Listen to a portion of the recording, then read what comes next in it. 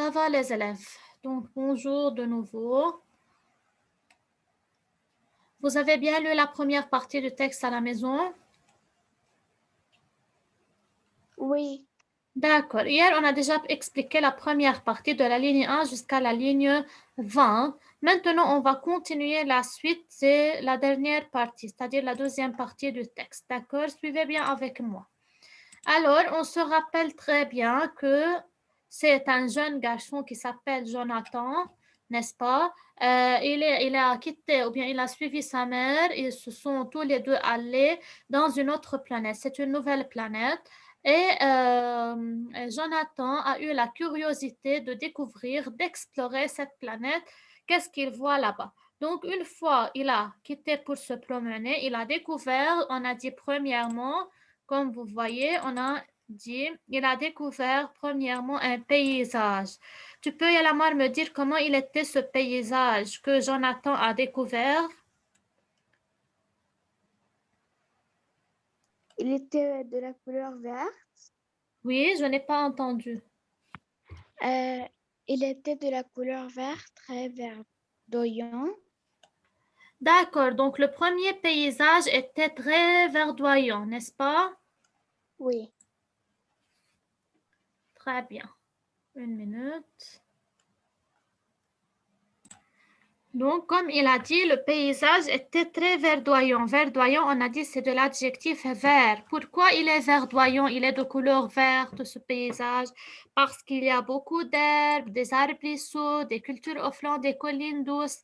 Donc, et les maisons étaient construites dans une pierre. C'était construite par des pierres très brillantes au soleil et tout était rassurant. Donc, comme on voit dans l'illustration, tout ce qui est derrière Jonathan est de couleur verte, n'est-ce pas? Oui.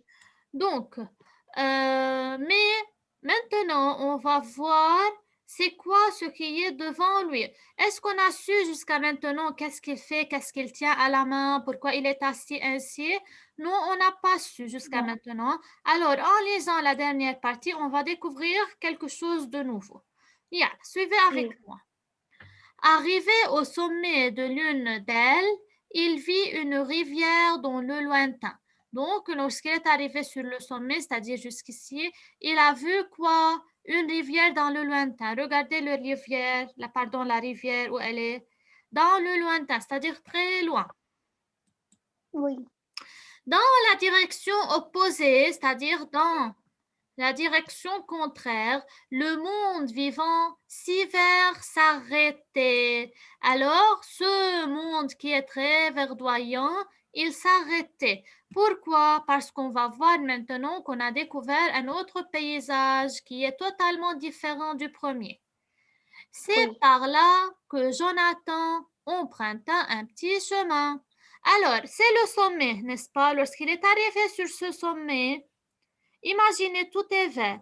Lorsqu'il est arrivé Oui. ici, donc il s'est découvert devant lui un paysage qui est totalement différent. Vous voyez ça, c'est le paysage où il y a les pierres, ce qui est en noir. Donc, il a emprunté un petit chemin, c'est celui-là. Donc, c'est le Oui. petit chemin pour arriver ici. On va voir maintenant, on va découvrir ou bien on va décrire le deuxième paysage. Ça va? Bonjour Oui. les élèves, bonjour Nermine, bonjour Bonjour. Salah. Alors, ici, on va découvrir le deuxième paysage. Donc, Oui. tout d'abord, pardon, on a dit, c'est le premier paysage qu'on a découvert. Maintenant, on va découvrir le deuxième. Donc, deuxième paysage. Il est contrairement différent au premier. Au bout, il découvrait un paysage plus austère. Alors, le deuxième paysage, il est plus austère. Que veut dire austère? Sans gaieté, c'est-à-dire ce n'est pas quelque chose qui inspire la joie, la gaieté. D'accord? Ça ne fait pas Oui. gai. Couvert de petites arêtes rocailleuses. Alors, c'est celui-là. C'est le deuxième paysage. Donc, on va découper l'illustration en deux pour montrer le premier paysage et le deuxième paysage. Alors, donc,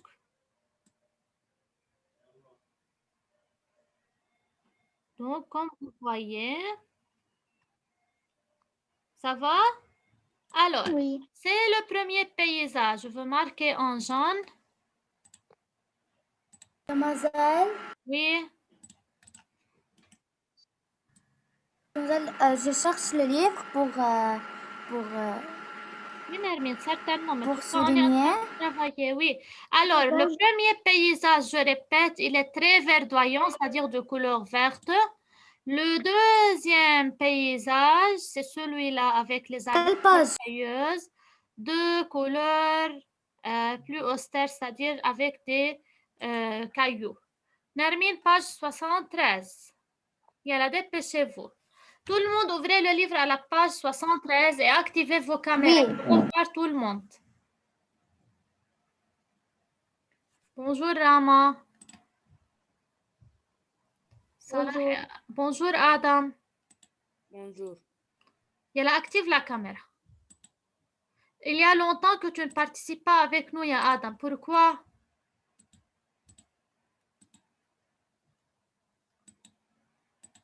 Yalla, s'il vous plaît, dépêchez-vous. Salah. Tout le monde, activez vos caméras. Je veux voir tout le monde.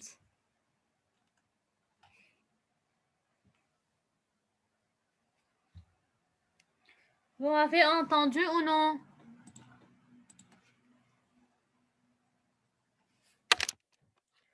Je veux voir tout le monde, vite.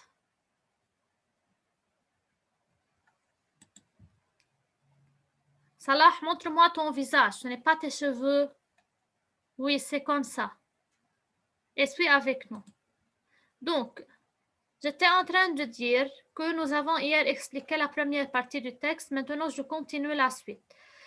On décrit maintenant le deuxième paysage. On a dit le premier était verdoyant, c'est-à-dire de couleur verte avec des arbres, des alentours rassurants et tout ça. Maintenant, on va voir le deuxième paysage. Comme on voit dans l'illustration, ce n'est pas un paysage qui inspire la gaieté et la joie. Ce n'est pas quelque chose de beau, n'est-ce pas, comme vous voyez. Couvert de petites arêtes rocailleuses. Que veut dire rocailleuse? Du mot caillou, du mot rocher. D'accord? Les roches, il y a des roches, des pierres, des cailloux dispersés ici et là, comme vous voyez. Quelques-unes étaient bordées d'un liseré de cristaux sombres et tranchants qui étincelaient à la lumière. Alors, quelques-unes, c'est-à-dire quelqu'une de ces pierres, comment elles étaient? Elles étaient bordées d'un liseré de cristaux sombres et tranchants qui étincelaient à la lumière. C'est quoi le liseré? C'est une bande étroite, d'accord? Regardez les pierres. Mademoiselle, je n'entends pas toi. C'est de ta connexion, Yann.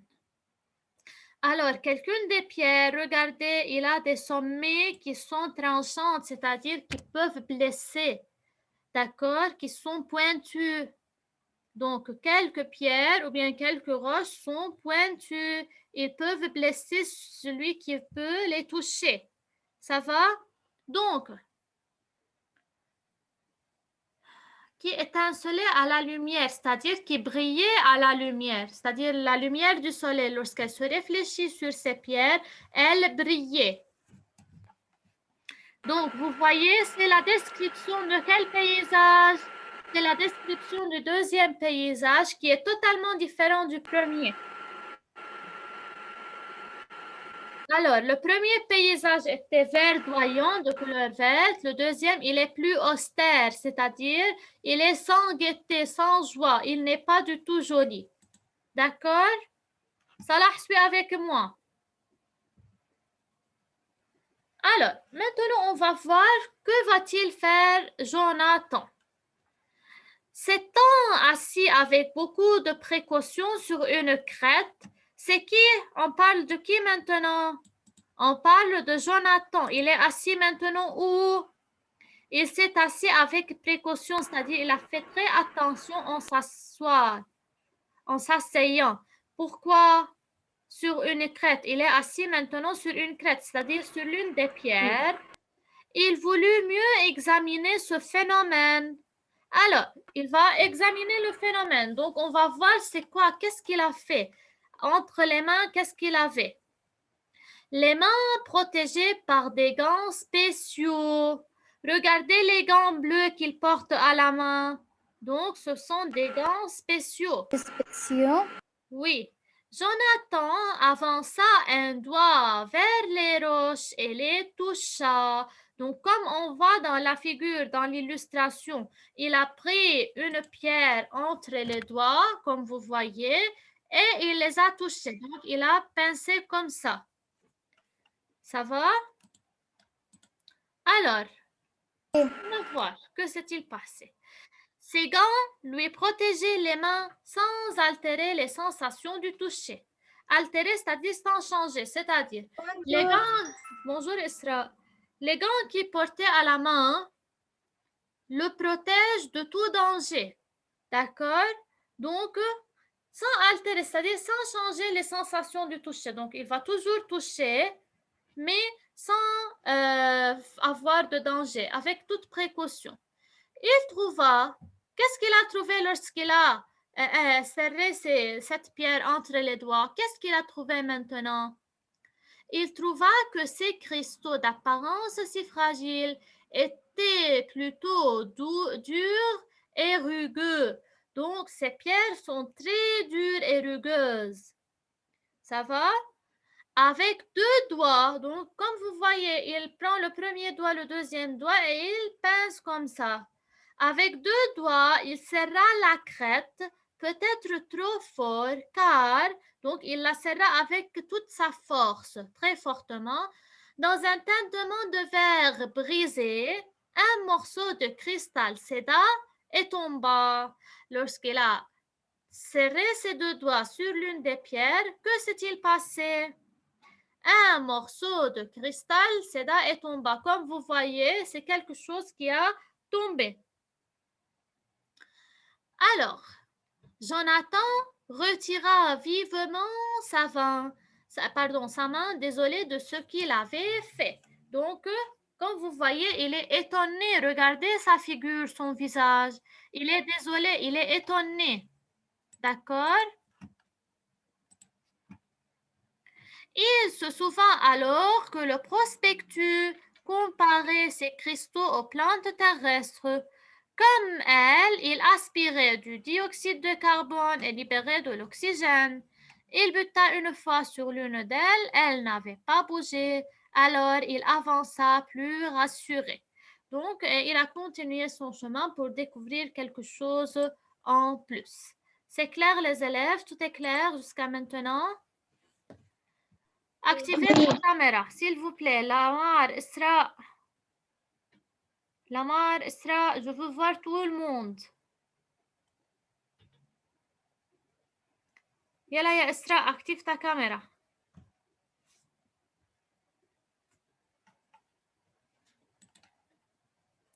Isra.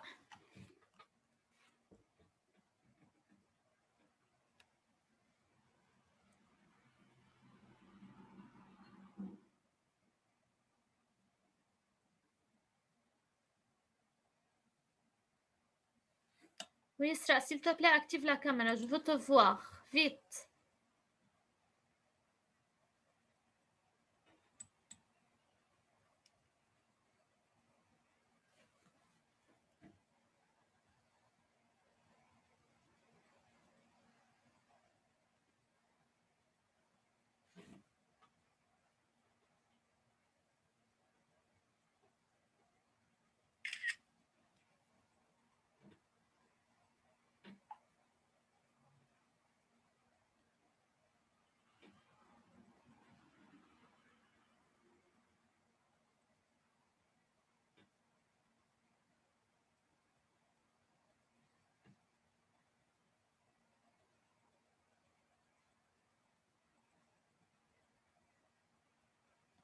Donc, les élèves, tout est clair jusqu'à maintenant?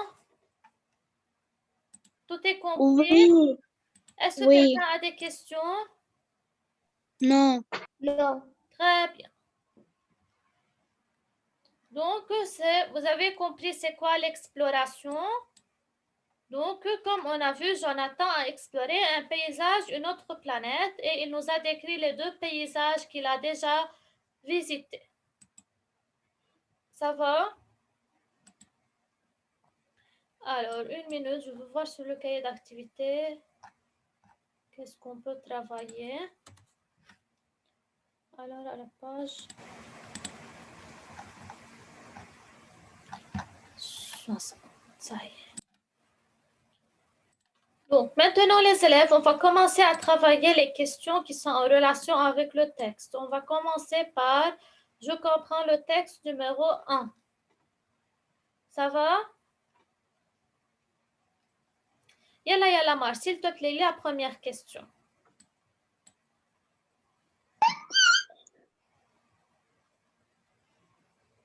Yeah. Oui, Lamar. Oui. Où l'histoire se passe-t-elle? Suite là, dans le temps passé, présent, futur. Comment appelons-on ce genre de texte? Alors, où l'histoire se passe-t-elle? On va indiquer le lieu. Situe-le dans le temps, passé, présent ou bien futur. On va situer l'histoire. Est-ce qu'elle se passe dans le présent, dans le passé ou bien dans le futur? Et comment appelle-t-on ce genre de texte? On va voir comment on appelle ce genre de texte, c'est-à-dire quelle est la nature du texte de ce document. Ça y est? Alors, oui, Lamar, où se passe ou bien où l'histoire se passe-t-elle? Où l'histoire se passe-t-elle? Dans un nouveau pays. Dans un nouveau pays. Dans un nouveau pays, d'accord, mais plus précisément, on a déjà vu où se passe l'histoire. Qui peut me dire? Une nouvelle planète. Très bien, Rama. Où se passe l'histoire? L'histoire se passe sur une nouvelle planète. D'accord, on a déjà vu ça dans le chapeau. Qui est en train de me parler? Qu'est-ce que tu as, ya Salah? Salah? Salah? Et montre-moi ton visage.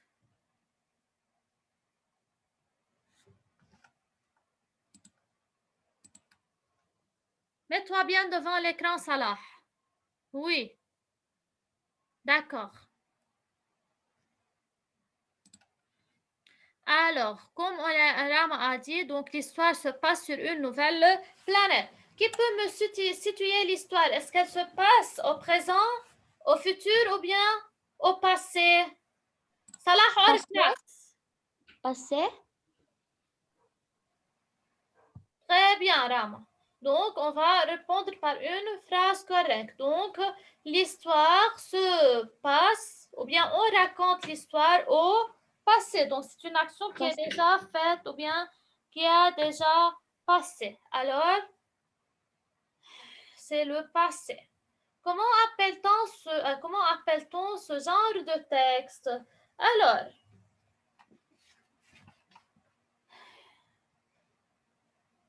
donc, on ne va pas entrer dans les détails du genre, mais comme on a déjà vu dans l'objectif, on a dit le type du texte, c'est une description, type descriptif, n'est-ce pas? On décrit quoi? On fait la description d'un paysage. Dans l'unité précédente et dans les textes qu'on a déjà travaillés, les textes passés, on a déjà décrit des personnes. C'est-à-dire, on a décrit un ami, on a décrit le petit frère, d'accord? On a décrit des personnes, on a fait le portrait physique et moral des personnes. Maintenant, dans ce texte, on va faire la description d'un paysage. On va décrire un lieu. Comme Jonathan, il nous a décrit les deux lieux, les deux paysages qu'il a visités. Le premier qui était très verdoyant et le deuxième qui était très austère. D'accord? Et alors, allez-y maintenant, prenez le cahier de compréhension écrite. On va écrire la première question, c'est-à-dire question 1. La réponse de la question 1. Prenez le cahier de compréhension écrite. Ça va? Yeah. Je veux vous montrer comment on va organiser le cahier. Compréhension écrite. Allez-y tout le monde pour ne pas me dire quel cahier. Le cahier de compréhension écrite. D'accord, ils nous ont demandé quel est le genre du texte. Toujours, lorsque je parle d'une histoire qui va se passer dans le futur, ou bien qui pourrait se passer dans les temps futurs, c'est-à-dire plus tard, écoutez-moi, je parle, j'explique. Le genre du texte, ça va être un récit de science-fiction. Donc, un récit de science-fiction. C'est quoi un récit de science-fiction? Le genre, la nature du texte, c'est une histoire qui pourrait se passer dans les temps futurs. D'accord? Alors, toujours que je raconte une histoire qui se passe, est-ce que nous pouvons visiter une planète qui est, ou bien, on a dit, cette planète, elle va devenir une colonie humaine habitée par les humains. Dans ce cas, je dis que c'est un récit de science-fiction, donc parce que plus tard, on va voir si on peut habiter sur cette planète.